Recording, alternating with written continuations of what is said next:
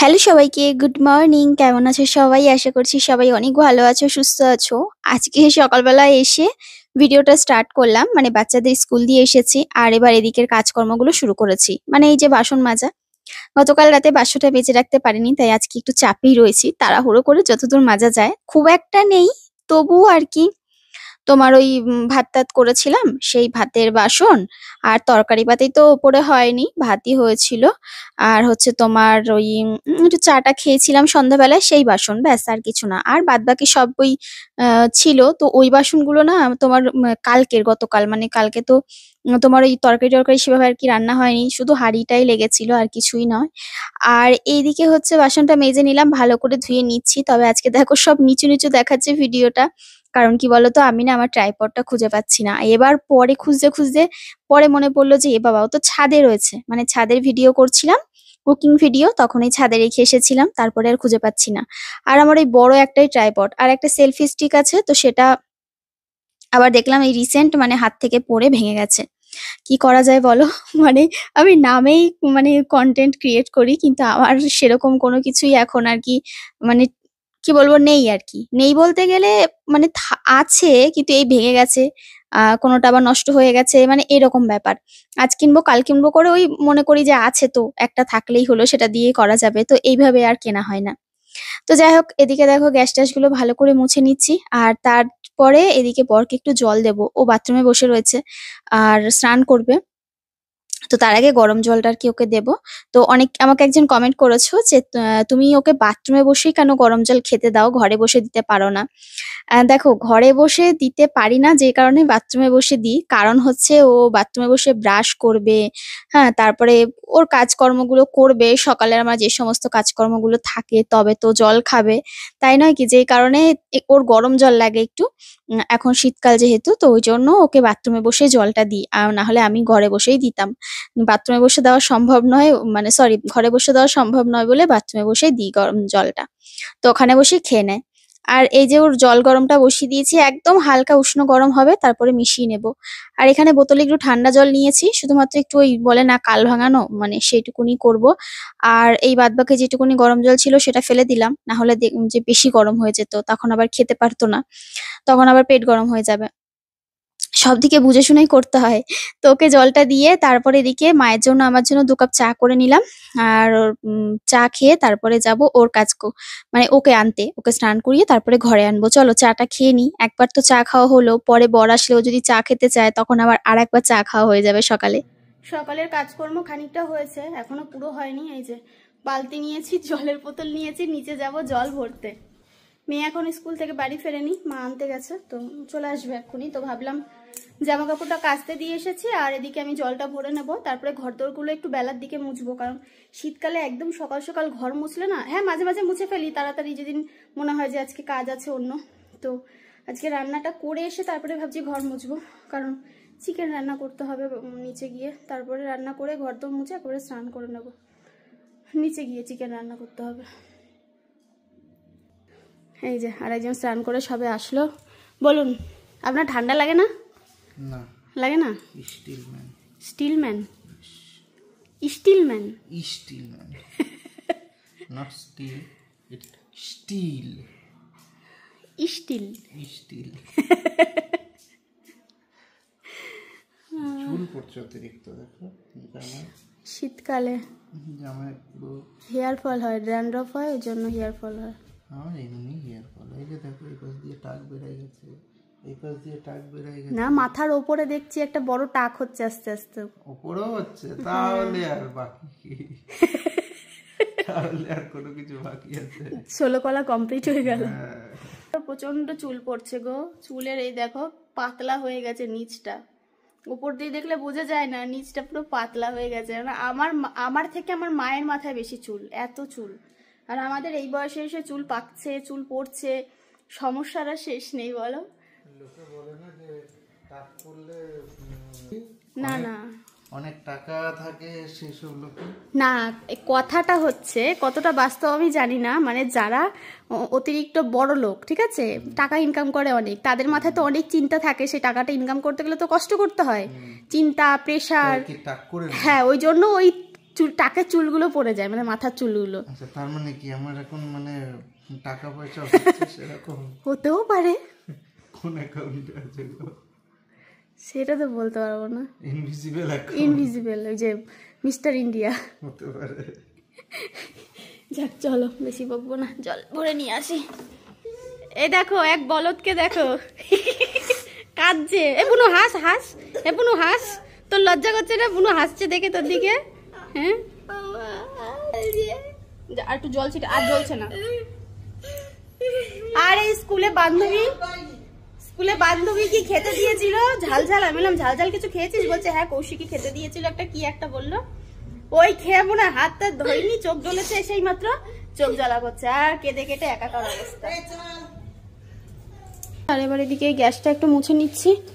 ওই রান্নাবান্না কালকেও হয়েছিল, কালকে যদিও আমি মুছেছি, কারণ আমি রান্না করার পর আমি রেখে দিই না, আমার অস্বস্তি লাগে খুব। তারপরেও আর কি খাওয়া দাওয়া হয়েছে।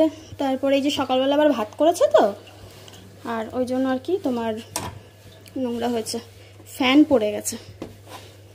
আমি এবার রান্না করবো এসে, আমার নিজেরই মনে হচ্ছে যে একটু পরিষ্কার করে রেখে তারপরে ওপরে যাই, এটা একটুখানি পরিষ্কার করে রেখে যাই, তাহলে এসে আর অসুবিধা হবে না। পরশুদিন নিচটা মুছে দিয়েছিলাম, কালকে আর মুছতে পারিনি। কালকে বাড়িতে ওই মামা শ্বশুর ওনারা এসেছিলেন, কালকে আর নিচটা মোছা হয়নি। দেখি আজকে সময় সুযোগ পেলে মুছে দেবো আবার।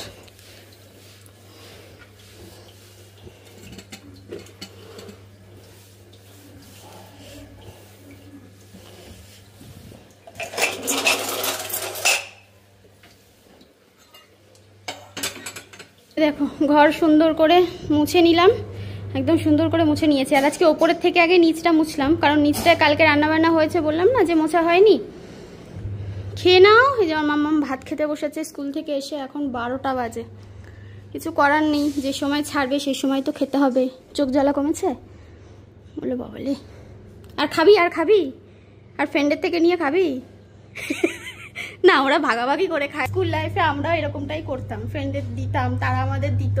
5 জন যদি একটা গ্রুপে থাকতাম, 5 জন যদি রুটি নিয়ে যেতে হবে, রুটির কেউ ধরো রুটি আলু ভাজা বা লুচি আলু ভাজা নিয়ে গেল, খুব বেশি তো নেবে না, 3টে 4টে, একটু একটু করে ছিঁড়ে তরকারি ভরিয়ে বা আলু ভাজা ভরিয়ে দিত সবার পাশে, প্রসাদ। ওটা খেতে যে কি আনন্দ লাগতো, সবাইকে দিয়ে খেতে। ওরাও সেটা এখন এনজয় করছে। তবে আমার আজকে বেশ হাসি পেলো, মানে পেটের থেকে খেয়ে চিপস টিপস বা কিছু খেয়েছে, আমি তো ফাস্ট ফুড ওকে দিই না, জানি না কি খেয়েছে, খেয়ে সে চোখ জ্বলছে এখন। ভালো হয়েছে একদিকে, শিক্ষা। এই যে বাজারের ব্যাগ তো এখানে রয়েছে, বাজারের ব্যাগের মধ্যে সব ভরে নিয়েছি, ফুলকপি টুলকপি সব রয়েছে, উপরে নিয়ে চলে যাব।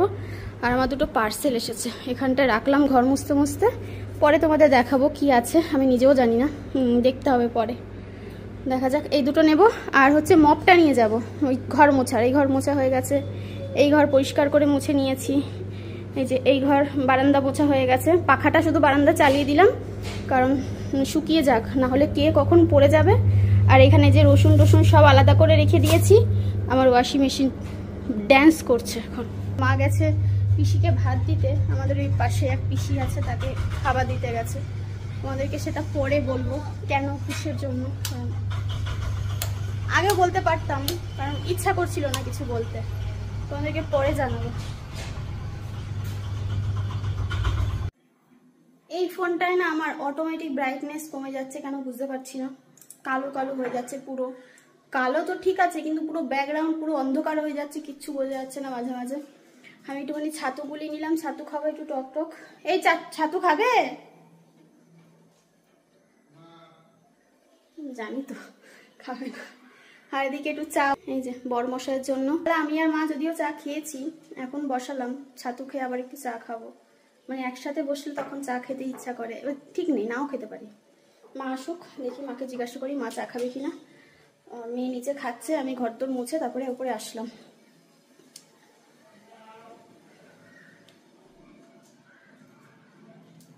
কি করছিস তুই? কি করছিস? একটা ছোট ইঁদুর আছে, তার পেছনে যে কি দৌড়ায়, ধরতে তো ধরার তো ক্ষমতা নেই। দিন রাত সে রাতে আসে, আবার ঘুম যদি ওই ঘরে ঘুমিয়েছি, ঠাকুর ঘরে বেশি আসে, ঘুম ফেলে দিয়ে ওর ইঁদুরের পেছনে দৌড়াবে।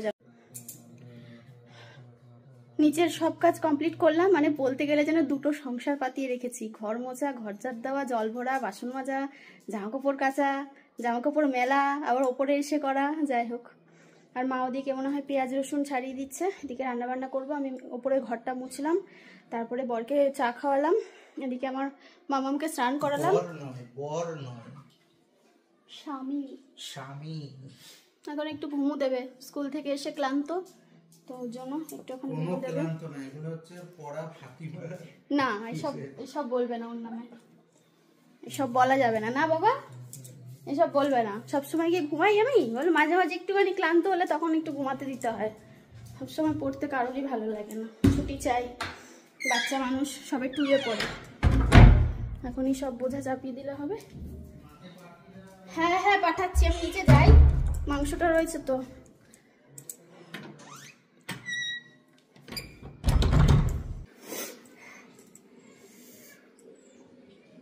পেঁয়াজে এত ঝাঁজ যে মানে চোখ দিয়ে জল বেরিয়ে যাচ্ছে। এই একমাত্র জিনিস যে সবাইকে কাটাতে পারে। এইদিকে দেখো পেঁয়াজ কাটা হয়ে গেছে আর রসুন ছাড়ানো হয়ে গেছে। এই গোটা গোটা রসুনগুলো ওই মাংসের মধ্যে আর কি যাবে। আর এখানে টমেটো আর আদাটা আর লঙ্কাটা ছাড়িয়ে নিলে হয়ে যায়। রসুনটা থেতো করে নেব, কারণ বাটার তো অপশান নেই, আছে যদিও, তো যাই হোক সেটা আর করলাম না। শির আছে ওপরে, তো সেটাও তো এখন ইউজ করছি না। রসুন অল্প করেই দিলাম, বুঝলে। আর এই রোদটায় বসেছি তো বেশ ভালো লাগছে। ওপরটা আমাদের খুব মানে একদম ঠান্ডা, আর উজ্জ্বলের জন্য তো সব দরজা জানলা সব বন্ধ করে রাখতে হচ্ছে, কারণ ওর আবার হাওয়া আসছে এদিক থেকে ওদিক থেকে। পুরো ঘর একদম অন্ধকার, লাইট না জ্বালিয়ে রাখলে হয় না। তবে এই জায়গাটা একটু রোদ আসে।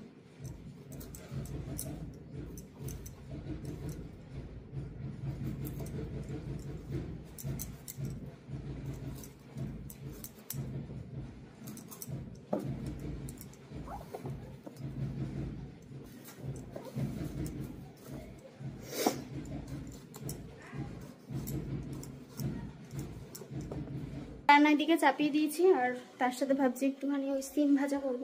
মাংস হতে সময় লাগবে, কেটে করে নেবো তার মধ্যে। আর একটা জিনিস তো আমাদেরকে একটু দেখাই, সেটা হচ্ছে আমাদের বাড়ি হচ্ছে চাষি বাড়ি হয়ে গেছে, যেখানে সেখানে শুধু আমাদের চাষবাস করা হচ্ছে। দেখবে দাঁড়াও, এই যে ঘর থেকে এখানটায় সব ডিমের খোসা ফোসা এখানে ফেলা হয়েছে, মা মনে হয় দিয়েছে। কত কিছু এখানে, কি কি চারা আছে আমি নিজেও জানি না। ফল হলে বা গাছ বড় হলে বুঝতে পারবো। আর এইগুলো সব ছোট ছোট যেগুলো, সেগুলো হচ্ছে সব তোমার ধনেপাতা গাছ। প্রচুর হয়েছে, প্রচুর,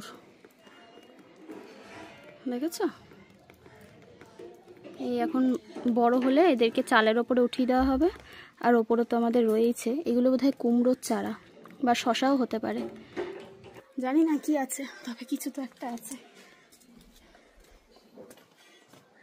চল বাকি রান্নাটা কমপ্লিট করি। রান্না হতে সময় লাগবে, গ্যাস জ্বলছে না তো, পিট করে গ্যাস জ্বলছে, ওই জন্য দেরি হয়ে যাচ্ছে।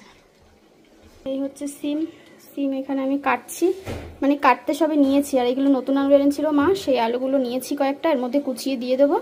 এটা এখানে ভাজা বসিয়ে দেবো। আর এই গ্যাসটা তো জ্বলছেই না। এইখানে যে মাংস বসানো রয়েছে ওখানে ভাত হয়ে গেছে। এই যে সৈন্য সামন্তদের এখানে খেতে দিয়েছি, একজনকে দিয়েছি, সব এসে গেছে দেখো। প্লেট নেই, প্লেটে দিতাম, ফুরিয়ে গেছে, ওই জন্য ওটাতেই দিলাম। ওই একটা পুরুষ মানুষ আছে যে কাউকে খেতে দেবে না। আর নেই বাবা, আর নেই, হয়ে গেছে তো, যাও। গরম ছিল তো ভাতটা। না আমি রয়েছি এখানে, বিড়াল ঢুকে আর কোথায় যাবে। মাংস এখনো হয়ে পারিনি, মানে সেদ্ধ হয়ে গেছে, ওদেরকে তুলে দিয়ে আসলাম। এই যে হয়ে গেছে, ভাত হয়ে গেছে। আর এখানে হচ্ছে সিম আলু ভাজা।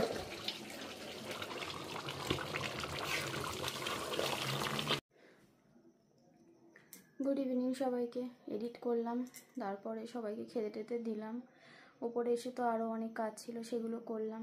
তারপরে বরকে খাইয়ে নিজে কটা খেলাম। সেই আমাদের তো খেতে, ওরা তো অনেক আগে খেয়ে নিয়েছে, আমাদের খেতে অনেক দেরি। তো তারপরে না এত আমার আজকে হাত পা যন্ত্রণা করছে, আমি শুয়েই পড়েছি এডিট করে। তো বেশিক্ষণ নয়, ওই আধা ঘন্টা মতো একটু শুয়েছিলাম। শুয়ে থেকে এত পায়ে যন্ত্রণা উঠেছে, আমি যেন মনে হচ্ছে যেন গেলাম।